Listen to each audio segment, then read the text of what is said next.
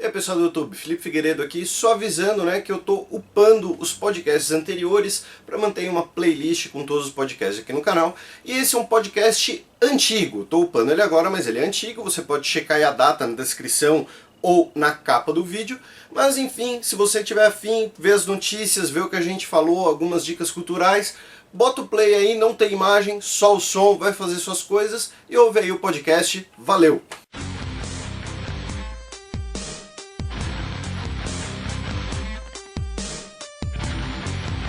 Começa agora o Xadrez Verbal.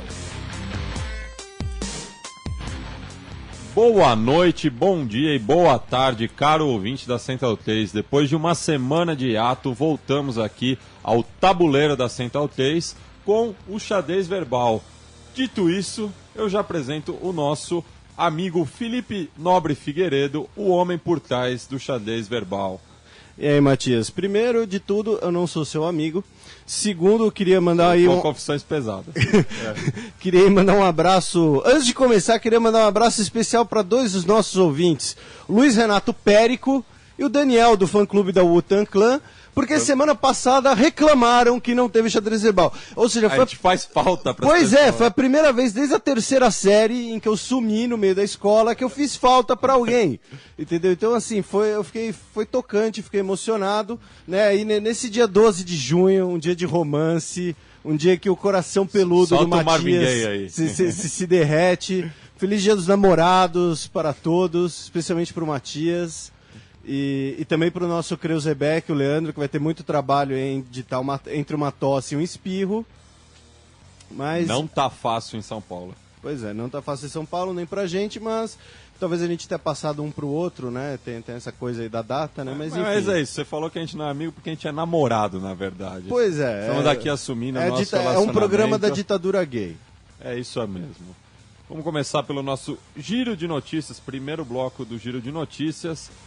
Notícia do dia 7 de junho, o popular domingo. Incidentes durante as eleições regionais no México terminam em quebra-quebra no sul do país. Isso foi principalmente ali nos estados de Guerrero e Oaxaca, e pelo menos um povoado, o povoado de Tixla, perdão a pronúncia, as eleições foram suspendidas. Eleições essas que estavam elegendo 500 deputados federais e governadores de 9 dos 32 estados. E mais 900 alcadias. Que é como se fosse a prefeitura. A prefeitura, né? Como se fosse a prefeitura do México. Domingo também teve eleições na Turquia. E o partido do nosso querido Erdogan foi o vencedor, mas não foi tão vencedor quanto eu gostaria. Não conseguiu maioria qualificada no Congresso turco. Então isso dificultará a ideia do Erdogan de fazer emendas constitucionais, em que ele gostaria de dar mais poderes ao presidente. Por coincidência, ele é o presidente. Né? Então, acho que uma coisa está ligada à outra. Mas toca o barco. E só concluindo a relação do México, isso tem a ver, esses protestos são por conta do desaparecimento dos 43 estudantes de Ayotzinapa. Foi um protesto organizado... Que a gente falou aqui no programa passado. E principalmente nos estados do sul, que são os mais próximos ali. Tanto Guerrero, que é onde aconteceu, ou Oaxaca, que tem uma identidade forte, principalmente indígena, mas o boicote nas eleições no todo chegaram a quase 50% de abstenções. Um recorde para o país, e muitos questionam justamente chamavam de narcoeleições, né? Porque todos os... Não todos, mas a maioria dos políticos tem envolvimento com os traficantes. O senhor ficou com medo de falar todos, né? Isso é a primeira regra que você aprende na faculdade de História, você nunca pode usar todos, tudo. Porque tem sempre uma exceção. Pipoqueiro. Notícia de 8 de junho, segunda-feira. Países latino-americanos são indiferentes a violações de Maduro, diz o Nobel da Paz, Oscar Arias. O ex-presidente da nossa querida Costa Rica, né, ele inclusive foi um dos... Não sei se o termo correto é idealizadores, mas caso o nosso ouvinte não saiba, na Costa Rica é proibido ter armas.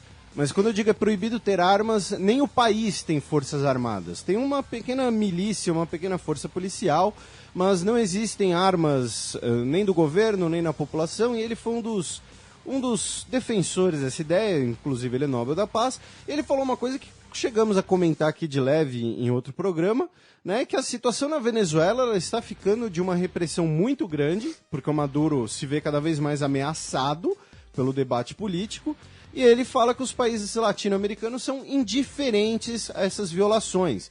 Ele talvez seja proponente da política de sanções, na qual a Dilma já disse que não apoiará, mas enfim, a situação na Venezuela não está fácil. Notícia do mesmo dia. Islândia prepara fim de controle de capitais em vigor desde 2008. Só vou abrir um parênteses aqui. Eu adoro a Islândia, apesar da Bjork. Até porque quero ver você falar outra coisa que tem na... Fala o nome daquele vulcão lá, que destruiu, detonou que zoou o tráfego aéreo na Europa. Aéreo. Fala o nome daquele vulcão. Termina em som? Não, termina em Kavikia. Enfim, só contextualizando, depois de 2008, quando teve a nossa querida crise financeira e especulativa, os bancos islandeses quebraram e mas essa quebra foi por conta de dívidas, de credores britânicos e holandeses. E o que a Islândia fez, deu uma banana para esses credores, nacionalizou seus bancos, estatizou basicamente sua economia, conseguiu nos últimos anos uma margem de crescimento acima da média da União Europeia e agora o governo islandês prepara aí o fim do chamado controle de capitais, só que ainda assim será com alguns mecanismos de taxação altíssimos, justamente para evitar o capital especulativo. Né? Mas a Islândia ela é um caso curioso, ela é um caso bem interessante, né? Como você disse, você adora a Islândia, porque ela fez uma abordagem totalmente diferente em relação à crise econômica e uma abordagem que deu certo. Ela nem alimentou especulação, nem partiu para medidas de desapropriação, de arroxo, etc. Ela simplesmente negou a especulação. E, enfim, vai começar a abrir novamente sua economia, até porque é uma cobrança, por assim dizer, da União Europeia. Notícia do dia 9 de junho, terça-feira. Apoio ao Hamas cresce após guerra, mas metade da população quer fugir de Gaza. Então, eu trouxe aqui os dados de uma pesquisa do Centro Palestino de Política e Pesquisas. Mal comparando, é como se fosse um IBGE da Palestina, por assim dizer. E aí eles colocam alguns dados interessantes, que 50% dos habitantes da faixa de Gaza que tem como prioridade maior a imigração. E que 39% dos habitantes votariam no Hamas, sendo que na última pesquisa foram 32%. E 63% dos palestinos disse estar descontente, dos palestinos na faixa de Gaza, tá?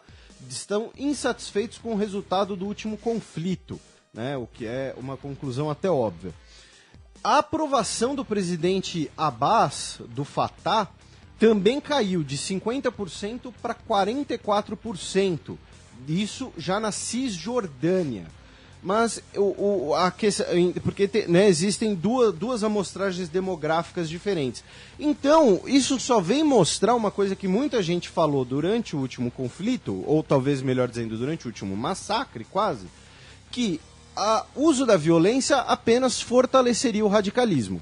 E você agora tem um aumento do apoio ao Hamas. Está aí a conclusão do grande trabalho do nosso querido Benjamin Netanyahu. Quarta-feira, dia 10. Para Dilma, Brasil jamais será poder regional com porrete na mão. Ela está dizendo que o Brasil não vai seguir o Big Stick. Exatamente, ela fez a analogia do Big Stick e que infelizmente passou batido em muito da imprensa, porque fizeram essa tradução quase literal, né? Porrete na mão. Ela deu uma entrevista extensa e até interessante para a Deutsche Welle.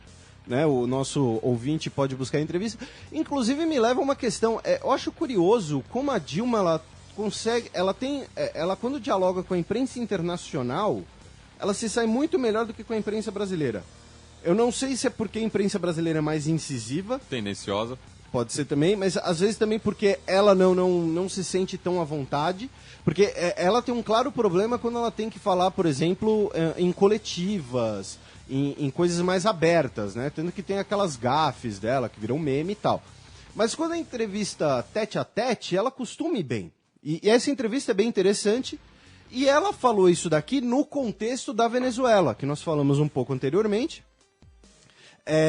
O repórter cobra uma liderança regional do Brasil, e aí fala que dessa liderança ser tanto em relação à economia, a puxar o Mercosul, quanto em articulações políticas e resolver problemas políticos. Ela fala, o Brasil não será o Big Stick, não vai ficar intervindo na política dos outros. Enfim, essa frase foi especificamente no contexto venezuelano.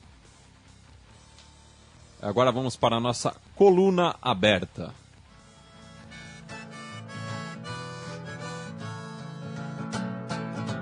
Coluna aberta.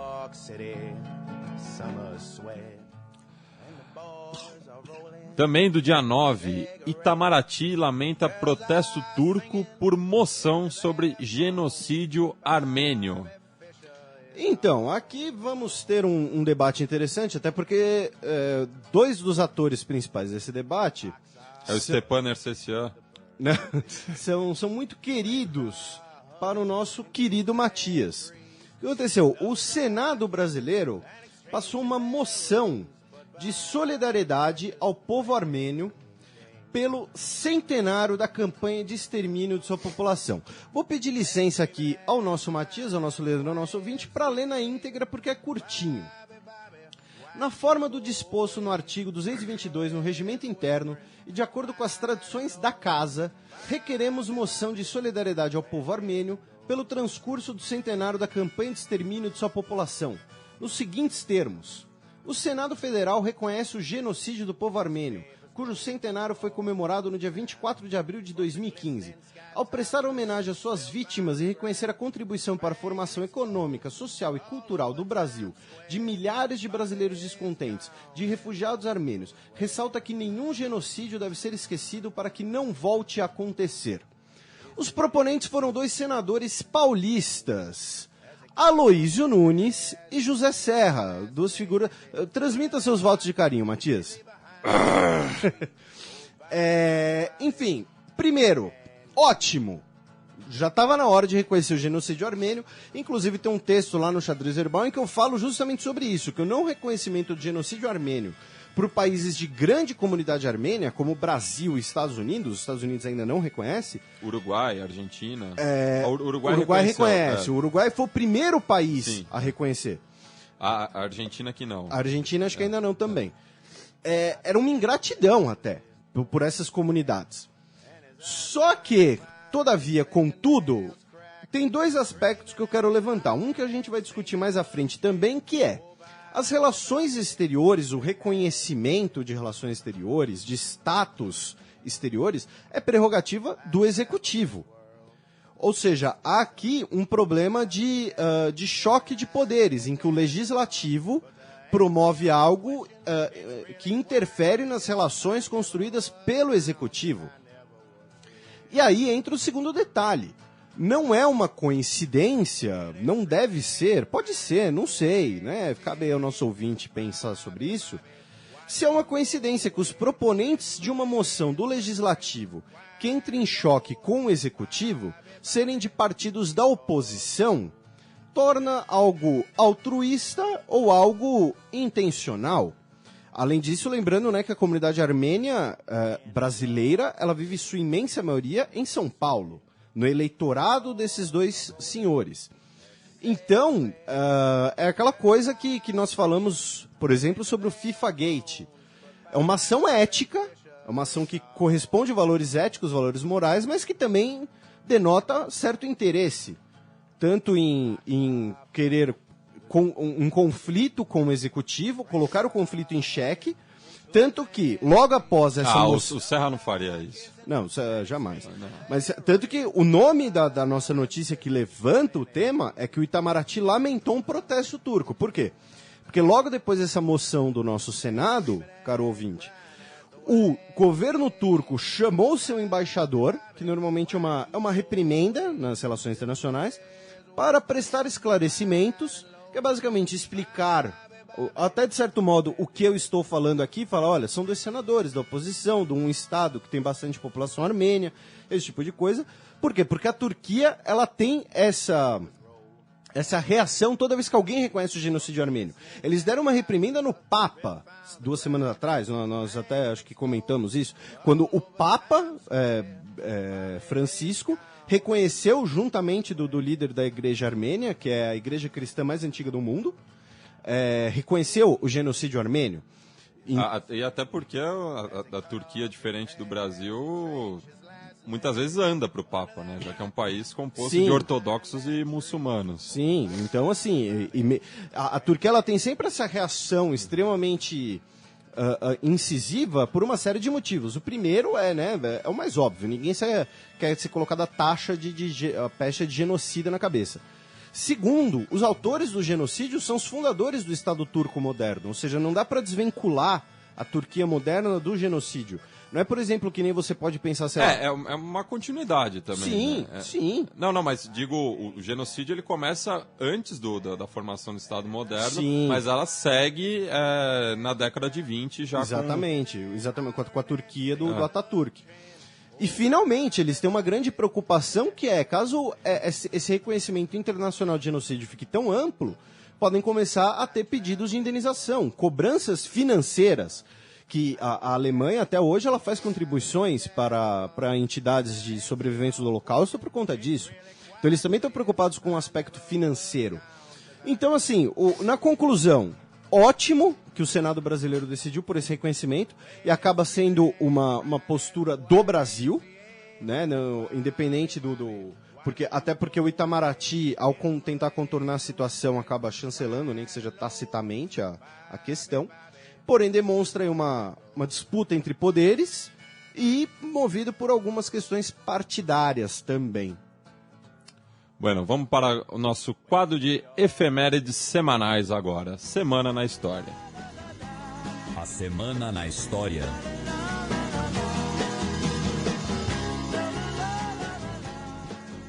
Na quarta-feira passada, dia 9 de junho, se completou 200 anos exatos da assinatura da ata final do Congresso de Viena. Então, aproveitando aqui até para fazer um alto jabá, né? Se o ouvinte quiser ir lá no meu canal do YouTube, eu fiz um pequeno vídeo sobre isso. Congresso de Viena que redesenhou o mapa europeu, instituiu o poder, a restauração, a legitimidade e a Santa Aliança no continente europeu. Só coisa boa, hein? Após as guerras napoleônicas, aquele bando de revolucionários, aquele bando de pessoal da guilhotina, né? Então, depois das 6 guerras napoleônicas, e aí a 7ª foi durante o Congresso de Viena, né? Tanto que a Batalha de Waterloo é depois do Congresso de Viena. Nós tivemos a assinatura da ata final, que redesenhou o mapa europeu, colocou um monte de rei de volta nos seus tronos, enfim, só coisa legal. Dia 11 de junho de 1955, exatos 60 anos atrás, tragédia de Le Mans, com 84 mortes, incluindo o piloto Pierre Laver. A pronúncia tá correta, Chico? Mais ou menos. Ele balançou a cabeça do tipo, o Matias faz parte do meu projeto social, tenho que mantê-lo aqui.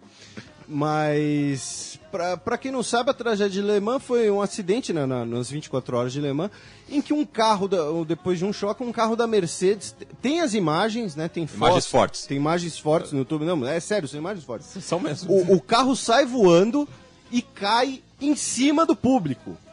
Né? Então foram 84 mortes, mais de 200 feridos, vários em situação grave de queimadura, de intoxicação. O piloto morreu.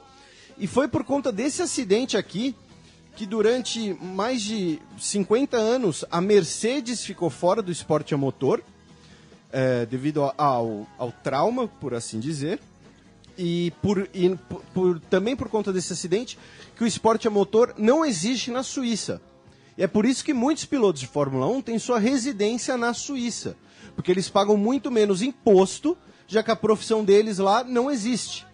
Né? Então, toda tragédia sempre tem algum pilantra para se aproveitar. Mas as imagens são bem fortes, mas o ouvinte aí pode buscar. E hoje, 12 de junho, em 1987, 28 anos atrás, Ronald Reagan, presidente americano, discursou à frente do portão de Brandemburgo. O portão de Brandemburgo, em Berlim, que marca ali onde passava o muro.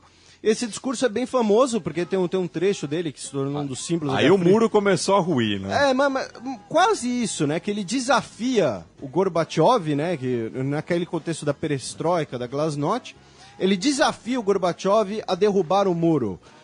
Mr. Gorbachev, tear down this wall. Né? É uma coisa que eu falo às vezes no blog também, mas um dia a gente pode falar mais disso aqui. O Gorbachev, ele tem essa aura de ter sido o grande responsável pelo fim da União Soviética e tal, mas na verdade ele foi o grande incompetente da situação. Porque ele fez reformas que desagradaram a linha dura e não agradaram os liberais. Ele conseguiu desagradar todo mundo. O verdadeiro cara que fez a União Soviética acabar, que fez as reformas de abertura, de democracia irem pra frente, foram Boris Yeltsin. Saudoso Boris Yeltsin. Que tem essa aura no Ocidente de ser um bêbado caricato e tal. Ele era um bêbado, mas grandes coisas. Qual russo não era, né? Entendeu? Mas grandes coisas. Mas, por exemplo, tem uma foto que eu acho sensacional, que o Gorbachev estava lá discursando em 89, e o Boris Yeltsin vai até o Gorbachev na Duma, na Câmara do Soviético, enfia o dedo na cara dele, fala que ele está sendo incompetente, que ele está fazendo tudo errado.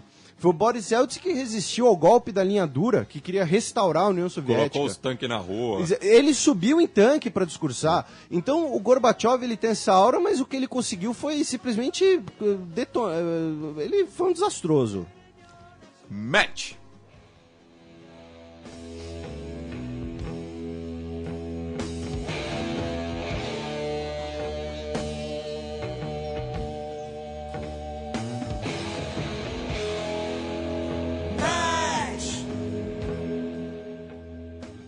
Felipe anunciou, vai ter muita treta ainda nesse programa e essa é das grandes.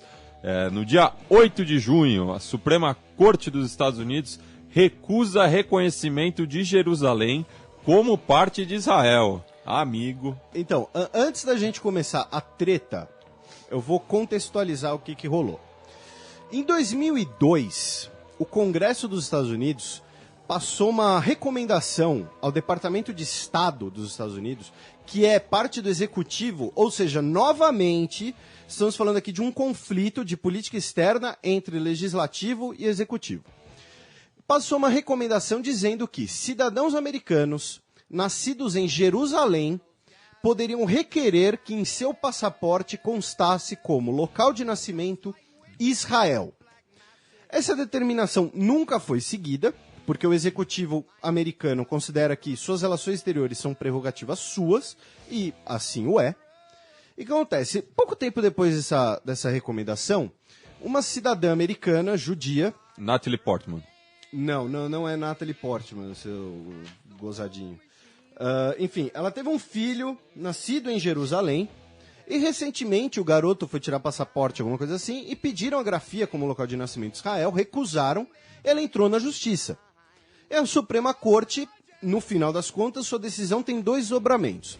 Primeiro ela falou, olha, o que o Congresso falou não vale nada, porque o reconhecimento de entidades internacionais é do Executivo. Então, vale, e aí vem a segunda coisa, vale o entendimento do Executivo, e qual é o entendimento do Executivo americano, do governo do Reino Unido, da União Europeia, da Federação Russa, que é uma coisa muito pouco comentada, muito pouco sabida. De que Jerusalém é olha o latim, hein? É um corpus separatum. Ela é uma entidade sobre regime internacional que não faz parte nem de Israel, nem da Palestina. É tipo a Amazônia, assim. Não, a Amazônia é do Brasil. Mentira, a Amazônia é da Marina Silva. Mas, enfim, então... E esse entendimento vem desde 1948. Pouquíssimos países reconhecem Jerusalém como parte de Israel.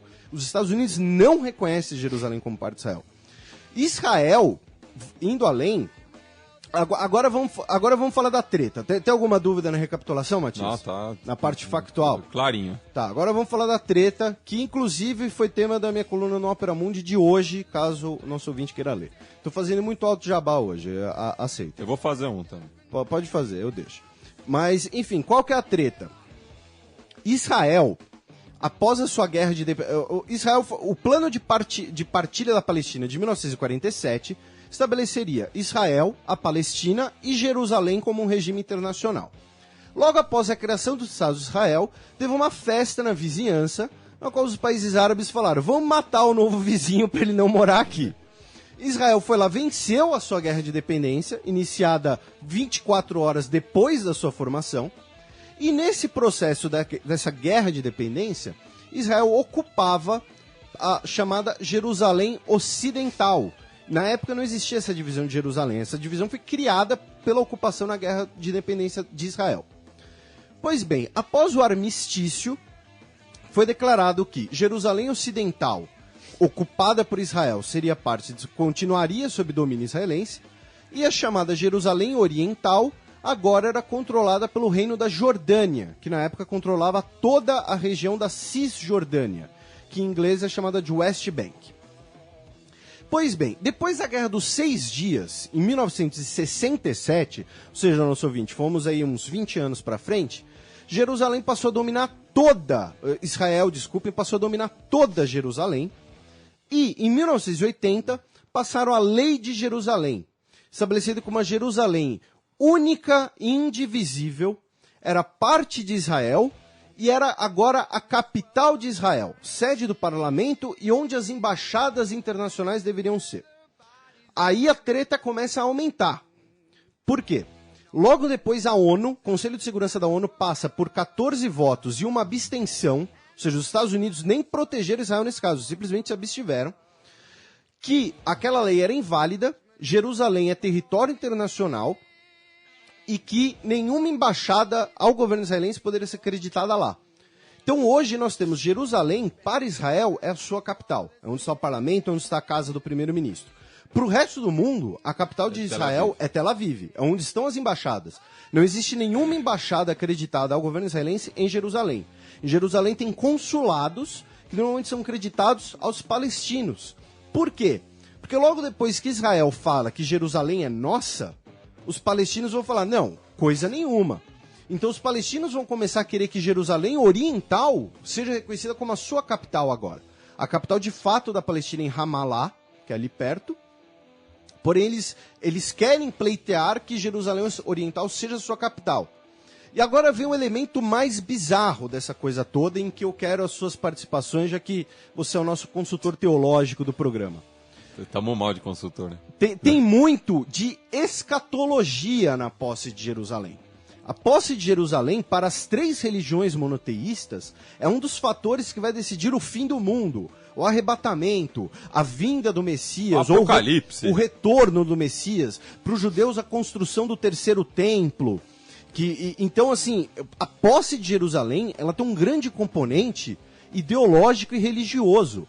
Né, que, assim, Jerusalém é do povo escolhido, mas qual que é o povo escolhido? Então, assim, entra aí para depois a gente falar o que eu acho que deveria ser a solução. Se bem que dane-se o que eu acho. Puta, você me pegou de calça curta agora. Mas tem essa questão da Nova Jerusalém, né, que seria salvo justamente os habitantes dessa região, mas que a gente sabe que é um barril de pólvora nos dias atuais, não só por questões religiosas, mas políticas, ideológicas, enfim, é muito complexo mesmo a situação de Jerusalém perante a comunidade internacional. Então, por isso que existe por isso que deveria se poder aproveitar o status internacional de Jerusalém, que não é reconhecida como parte de Israel, querendo ou não, e isso não é uma excrescência liberal, como, por exemplo, teve perfis no Facebook da comunidade judia brasileira, mais agressivos, mais à direita, por assim dizer, falando que a decisão da Suprema Corte dos Estados Unidos foi uma excrescência liberal, coisa da esquerda, para não agradar os árabes. Sendo que esse entendimento vem desde 1948. Entendeu? Da fundação do Estado. Entendeu? Então, assim, mas muitas dessas comunidades, que aí é o sionismo religioso, né? Porque existe o sionismo político, existe o sionismo religioso. O nosso Chico Malta aqui pode, talvez, me corrigir aqui se eu começar a falar muita besteira. Mas, e parte do sionismo religioso é essa questão da sacralidade de Jerusalém. Então, deveria se aproveitar que Jerusalém não é reconhecida como parte de Estado nenhum e finalmente tentar se implementar esse regime especial internacional. Colocar Jerusalém como um patrimônio da humanidade, uma cidade que é de Israel, mas também é da Palestina, dos cristãos, dos budistas, de quem for, dos armênios, né? Inclusive um abraço aí para a Patrícia da Ópera Mundi, que fez essa observação, que existem locais sagrados da igreja armênia também em Jerusalém, o bairro armênio. Então, assim, Jerusalém é de toda a humanidade, então deveria se colocar esse regime internacional em vigor. E eu acredito aí, sendo até um pouco idealista, como não é muito do meu feitio, que seria uma parte essencial e seria muito colaboraria muito para o processo de paz na região. Você finalmente resolveu o status de Jerusalém, que Jerusalém é de todo mundo, ponto final. Saindo de Jerusalém, vamos para a Alemanha no nosso cheque.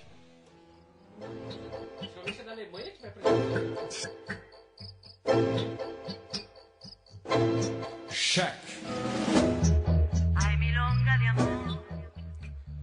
Notícia que saiu no Valor Econômico na última segunda-feira. Obama diz que G7 discutirá como enfrentar a agressão russa na Ucrânia. Então, eu coloquei essa notícia aqui como um demonstrativo, por assim dizer, da reunião do G7, que teve esse fim de semana, no sul da Alemanha, numa pacata região da Baviera, que inclusive teve uma série de fotos da Merkel com Obama que renderam alguns memes, da Merkel fazendo alguns paralelos com as mãos. E eles ali no parque, acho que todo mundo deve ter visto, e fizeram, né, diversas menções, né, não muito agradáveis, mas enfim, virou meme, né? Hoje em dia tudo vira meme, até, né? Inclusive, né? Tem uma arte do nosso querido Leandro, virou pôster de campeonato na várzea, até o Leandro é meme agora. Você já fez um meme, meu? Pois é, hoje qualquer um é meme, o mundo tá perdido.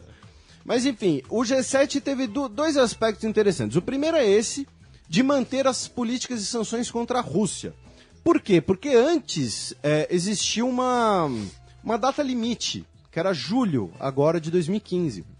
Agora colocaram que as sanções contra a economia russa vigorarão enquanto o Tratado de Paz de Minsk não for implementado. Minsk, a capital da Bielorrússia, foi onde no começo do ano eles elaboraram um tratado de paz, um cessar-fogo, que foi violado menos de uma semana depois e nunca mais adiantou para nada. Né? Tanto que a guerra civil, ou a intervenção russa, se preferirem, dentro da Ucrânia permanece, ali na região do rio Don. E o segundo aspecto, que aí é curioso, né? Às vezes pode ser uma contradição, mas enfim. O G7 elaborou, que no final do ano, em dezembro, na nossa querida, saudosa Paris, nós teremos uma conferência do clima para decidir os rumos da política climática mundial. Né? Deve ser, em Paris tem que ser formulado o substituto do velho Tratado de Quioto, né? Por assim dizer. Então, o G7 colocou metas ambiciosíssimas de diminuição de emissão de CO2. Inclusive, o líder do Greenpeace disse que essa reunião do G7 é o início do fim do combustível fóssil. Ou seja, e é o líder do Greenpeace. O Olavo de Carvalho não acredita nessa teoria, não existe combustível fóssil. O Olavo tem razão. O Olavo pode ter razão, inclusive, né, o nosso programa é patrocinado pela Pepsi, que é adoçada por fetos abortados. Se você não sabe do que eu estou falando, joga no Google antes de nos xingar, tá? Mas sim, tem gente que acha que o adoçante da Pepsi é feito com células tronco. E tem gente que acha que o petróleo não é feito de combustível fóssil. É inorgânico, é uma dádiva. E essa pessoa é a mesma. É a mesma e eu já pessoa. citei ela. E ele é um astrólogo. E é tudo o que você precisa saber para ser um idiota. Enfim, continuando, o G7 decidiu por diminuir suas emissões de gás carbônico em até 70%. Lembrando que o G7 reúne metade da poluição mundial. O cara tem moral para falar disso. Então, só que o que acontece? Primeiro, se você não combinar com a outra metade, não adianta nada. Né? Você tem que trocar uma ideia, pelo menos com a China. para decidir isso. Segundo, o nosso ouvinte com melhor memória, que esteja sóbrio, que ainda não começou seu fim de semana, né, com o uso de bebidas alcoólicas e cometimento de pequenos furtos, deve se lembrar que o Obama liberou a exploração de petróleo no Ártico algum tempo atrás. Saúde, Matias. Obrigado. O Obama liberou a exploração de petróleo no Ártico. Então você vai explorar petróleo para não queimar? Então é isso que eu falei de contradição. Então o resumo da reunião do G7 é manter as sanções contra a Rússia por prazo indefinido e diminuição de até 70% de emissões de combustíveis fósseis. Só que a coluna cheque, então tem o outro lado. Qual que é o outro lado? O primeiro é o da contradição, de você permitir explorar no Ártico apenas para fazer frente aos russos e depois dizer que vai diminuir a emissão, depois se colocar como a vanguarda da política ambiental. E o segundo aí voltamos para a nossa querida Ucrânia. As sanções americanas, as sanções do G7 à economia russa estão começando a cobrar seu preço. A gente falou um pouco disso no último programa. Só que por conta disso, a Rússia está começando a criar outros mecanismos. Ela quer uma institucionalização maior e uma ampliação dos BRICS, quer novas operações, novas maneiras de operação de crédito, quer fundar uma nova agência de avaliação de risco de investimento e está fazendo articulações políticas bilaterais, especialmente com a China. Né, em fevereiro ou março, se não me engano, China e Rússia assinaram o maior contrato energético de todos os tempos. Então, por mais que a política de sanções econômicas tenha alguma validade, elas serem simplesmente colocadas como prazo indeterminado, no fim das contas pode não adiantar nada, porque a Rússia está planejando meios de contornar isso. Então fica nesse impasse aí, um dando cheque no outro. Mas enfim. Você falou de China e Rússia, o tratado. Um abraço pra minha sogra que tá lá na fronteira sino-russa. Ela tá fazendo o que lá, com todo perdão? Ela tá com um grupo de tai chi dela. É sério. A sua sogra? É minha sogra. Você que mandou ela pra lá, né? Não, é a quarta vez que ela vai pra China. Ela adora a China. Ela tá na fronteira da China com a Rússia, mas Isso. mais perto da Mongólia ou mais perto de Vladivostok? Mais perto da Coreia do Norte. Tá, então mais perto ali de Vladivostok e tal. Entendi. Olha, eu acho que sua sogra é espiã, hein, dona Oi? Dona Oi. Então, vamos agora pro nosso segundo giro de notícias.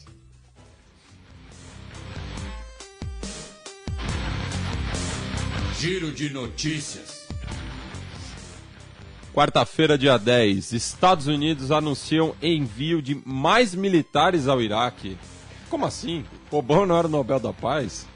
Então, mas ele não tá mandando tropas, né, americanas. Ele tá, serão enviados mais 450, abre aspas, consultores militares, eu estou fazendo aspas bem grandes aqui no estúdio, que é o nosso caro ouvinte, né, que servirão para ensinar, para instruir tropas iraquianas. Nosso querido Chico Patti aqui está vendo o mapa da fronteira entre a China e a Rússia, só para constar, está procurando a sogra do Matias. Mas grande enfim, tá mandando esses instrutores e vai abrir mais uma base militar no Iraque. Porém, muitos desses instrutores acabam indo para a linha de frente, né? Lembrando que, por exemplo, o início da Guerra do Vietnã era nessa linha, eram milhares de instrutores americanos e milhares de instrutores chineses. Então, mas estamos aí, 450 militares americanos irão ao Iraque.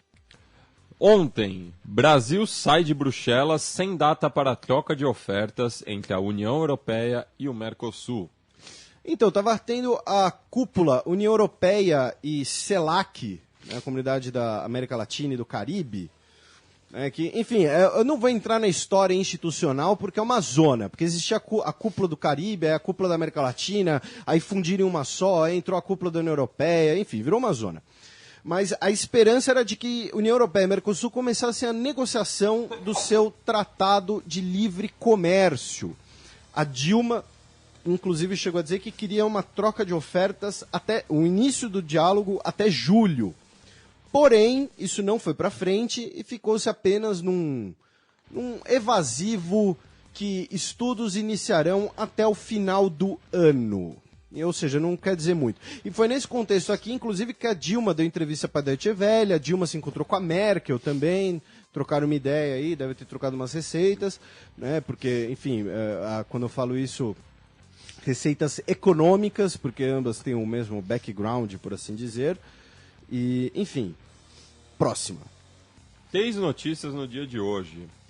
Vamos começar pelos turistas que pousaram nus em Monte Sagrado, na Malásia, admitindo culpa. Então, essa notícia, caro ouvinte, ela parece que está aí por um mero gracejo da nossa redação. Mas o que acontece? A notícia é exatamente essa. Turistas ficaram pelados em uma montanha na Malásia e foram presos e pagaram uma multa. Por quê? Porque essa Malásia é considerada uma montanha sagrada. Só que tem um detalhe. Logo depois que eles profanaram a montanha sagrada, inclusive o guia deles falou que eles não podiam ficar pelados lá e tal. Ele avisou. Logo depois que eles profanaram a montanha, teve um terremoto de 5,9 na escala Richter que matou 18 pessoas. Estavam peladas? Não sei. Mas assim, e a população local acha que foram a nudez, a violação do Monte Sagrado que causou o terremoto, deixou os espíritos nervosos. Então, além deles serem presos dessa multa, haverá uma cerimônia de purificação do Monte Sagrado. Então, né, talvez existam mais coisas entre o céu e a terra do que suspeita a nossa vã filosofia. Ataques das Farc deixam mais de 1 milhão de colombianos sem luz. Então, como nós comentamos aqui no programa anterior, né, o cessar-fogo está cada vez indo mais pro buraco. No fim de semana teve 3 policiais mortos, se não me engano. Teve 2 guerrilheiros e 3 policiais mortos.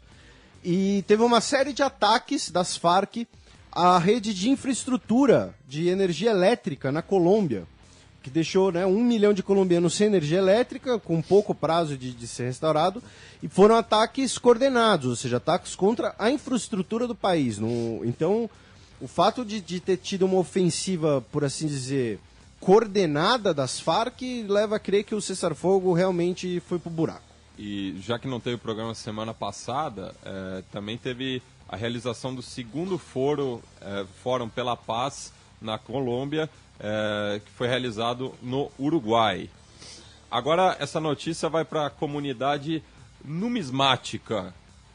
Afinal, há 2 anos atrás, o governo do Zimbábue anunciou a criação da cédula de 1 trilhão, de 100 trilhões de dólares do Zimbábue, mas essas moedas vão se tornar raridade a partir de hoje, já que o governo do país sul-africano anunciou o fim dessa moeda.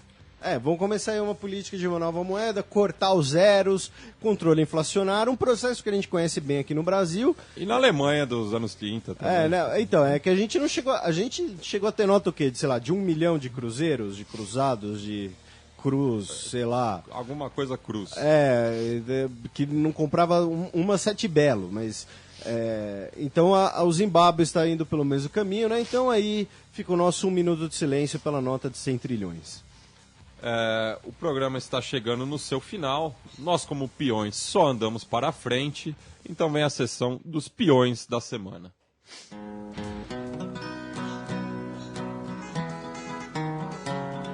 Os peões. A bullet from the back of a bush took Medgar. Quem é o peão isolado, seu Felipe? Olha, o peão isolado da semana é a Turquia. Para parar com essa mesquinhice de toda vez que alguém reconhece o genocídio armênio, eles convocam embaixador, reclamam, batem o pé. Então, assim, sabe, reconhece o que fez, sabe? É o primeiro caminho para reconciliação, usando o chavão. Então, o peão isolado aí vai para a Turquia, que convocou seu embaixador depois do Senado brasileiro mandar um voto de solidariedade. Os caras ficaram bravos com solidariedade ao povo armênio. E qual peão virou rainha hoje? Nosso peão promovido é Jerusalém, porque Jerusalém é um patrimônio da humanidade, é um patrimônio de todas as culturas, é um patrimônio de todas as religiões abraâmicas, é um patrimônio histórico, ou seja, você não precisa ser religioso para apreciar e estudar o legado de Jerusalém.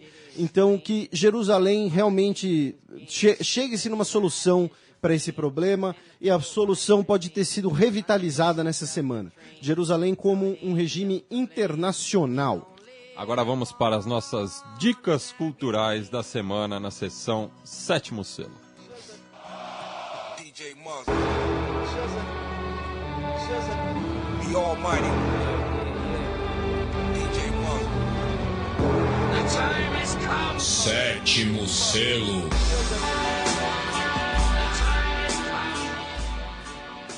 E hoje eu vou começar pela minha dica e Alto Jabá, como eu já havia anunciado.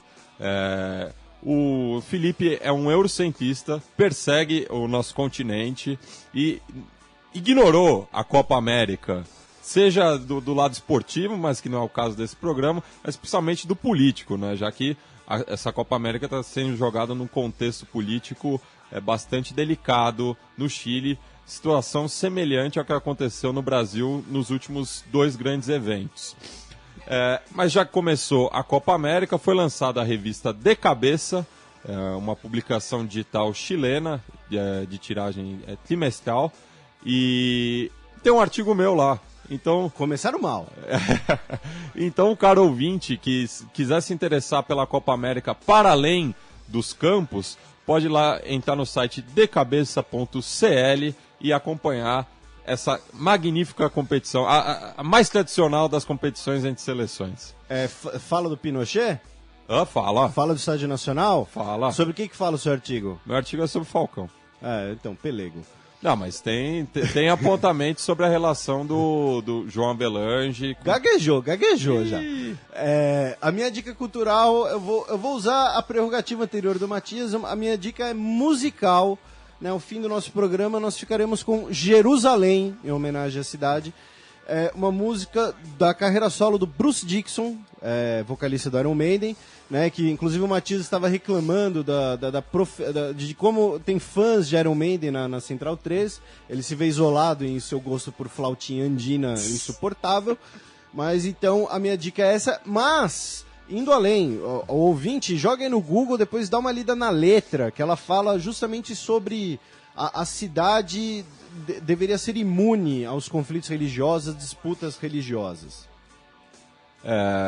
E nos encerramentos, agradecimentos aos nossos ouvintes aí que nos aguentaram nesses últimos 50 minutos.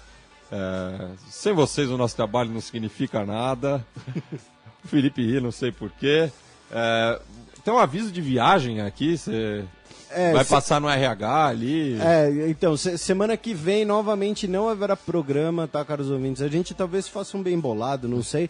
Mas na semana que vem eu estarei alguns dias fora, não vou falar onde eu estarei, porque senão o Matias vai atrás e vai me perseguir, né, que ele faz com a sogra dele. Mentira, estarei no Uruguai, trarei doce de leite para o Matias, para ele não me perseguir. Você só volta aqui se você trouxer um tacho de Conaprole. Então, esse é o preço do Matias, tá? Ele fala que é incorruptível, mas não é. E, enfim, então por isso que tem esse aviso de viagem, porque semana que vem novamente não teremos o programa, mas aí depois vai ter o programa sempre, aí teremos novidades também, fazendo aí um suspense para o nosso ouvinte, vai ter um programa, um talk show aqui, inclusive, e, enfim, e esse final de semana aí nós temos 2 datas, 2 efemérides no Reino Unido. Né? Nós temos, é uma bizarrice, é o aniversário oficial da rainha. O que acontece, meu caro Matias? O seu aniversário, todo ano, ele cai no mesmo dia, mas que o dia da semana varia, certo? Então o que acontece? Para não ficarem sujeitos a essas variações de dia, existe um dia oficial do aniversário da Rainha Elizabeth II, que não é o aniversário dela. É como se fosse um feriado. Um dia de comemorações públicas e tal, então... Mas tem alguma razão de ser esse dia ou é aleatório? Eu não sei, deve ter alguma razão, mas eu não sei. Mas não tem nada, não dá nem pra ter sido algum dia que caiu no aniversário dela, porque o aniversário da atual rainha é em abril. Né? E essa data costuma ser no começo de junho, ela dá uma data rotativa, estilo Dia das Mães, sempre no começo de junho. Né? A rainha está com 89 anos. Mas enfim, né? Inclusive, né, o príncipe Charles odeia o aniversário das mães dele, da mãe dele. E também... Ele que daqui a pouco pode se tornar o rei mais velho a ser coroado, né? Eu acho que ele vai morrer antes da mãe, brother. Mas, mas enfim. Ela vai no enterro de todo mundo, viu? E também nesse final de semana teremos uma data polêmica aqui no nosso estúdio, que é o dia da libertação das Falklands. Malvinas. Então, aí que tá. Mas se você vai dizer que é Malvinas, não é dia da libertação. É dia que o europeu reconquistou. Tomou. Né? Porque é um dia que foi celebrado a partir de 1982, que é quando nós tivemos o armistício após a Guerra das Malvinas, Guerra das Falklands, ou mais uma guerra que a Argentina tomou na cabeça. Bueno, então a gente informa para vocês aí pelas redes sociais o que será feito do xadrez verbal na semana que vem, enquanto que o Felipe se empanturra de carne e cerveja boa lá no Uruguai. Vamos encerrar o programa aí com Bruce Dickinson, Jerusalém.